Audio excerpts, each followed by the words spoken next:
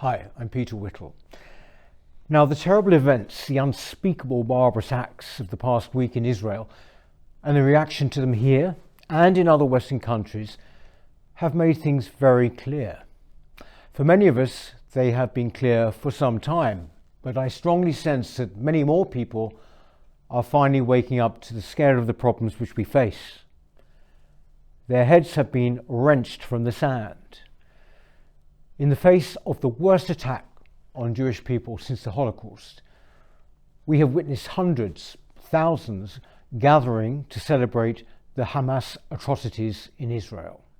In London, they gathered outside the Israeli embassy even before Israel had had the chance to retaliate.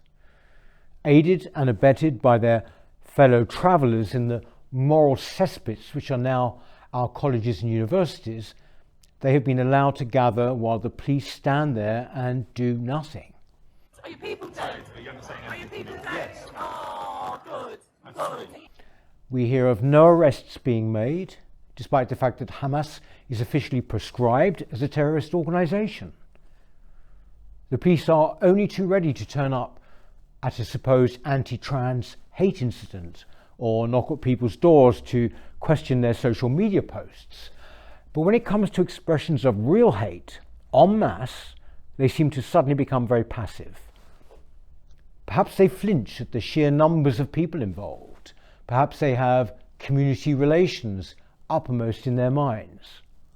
But the end result is that they stand, tolerating the intolerable. And they do it in our name.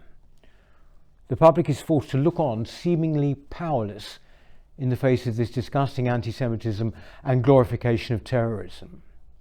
We can see it now in plain sight. No more hiding behind liberal platitudes about multiculturalism and diversity being our greatest strength. They were always lies anyway.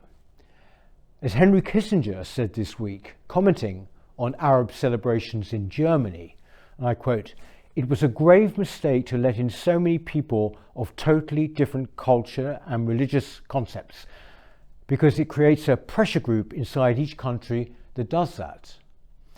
Now that pressure group is increasingly emboldened, I'd say, as we have seen this week.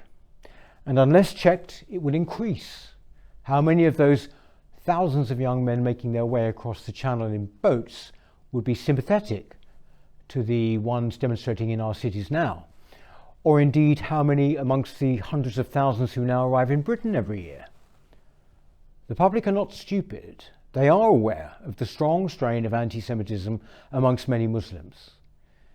Even if our complacent elites either turn a blind eye or, worse still, demonize those who question or challenge them. And the increasing role, as well, played by fear in our public life was vividly demonstrated this week by the cowardly reaction of the Football Association. Now, here is a body which has flown the colours of France, Turkey, Ukraine and the LGBT movement on occasions, and yet cannot quite bring itself to show solidarity with Israel over what it calls community concerns. At the same time, of course, it has overseen the never-ending practice of players taking the knee in the spirit of Black Lives Matter, that bunch of neo-Marxist grifters who indeed came out in support of Hamas this week. Perhaps the most egregious in its response, however, has been the state broadcaster. The King, no less, has had no problem in calling the attacks exactly what any decent person knows them to be: terrorism. The BBC, however, continues to hide behind some phony and discredited notion of impartiality and balance in refusing to call these barbarians terrorists. It prefers the innocuous labels fighters or militants. Now, of course, the BBC has long had a bias in its reporting on Israel and the Middle East, but its behaviour this week has revealed quite how far political prejudice and cultural relativism has poisoned its judgment.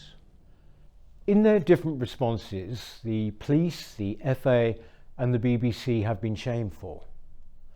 On the other hand, if the public reaction appears muted, it's because it has learnt that only some views are now permissible.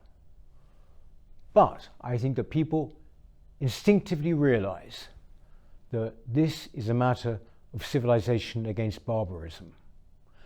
We at the New Culture Forum know which side we are on, and I'm sure you do too.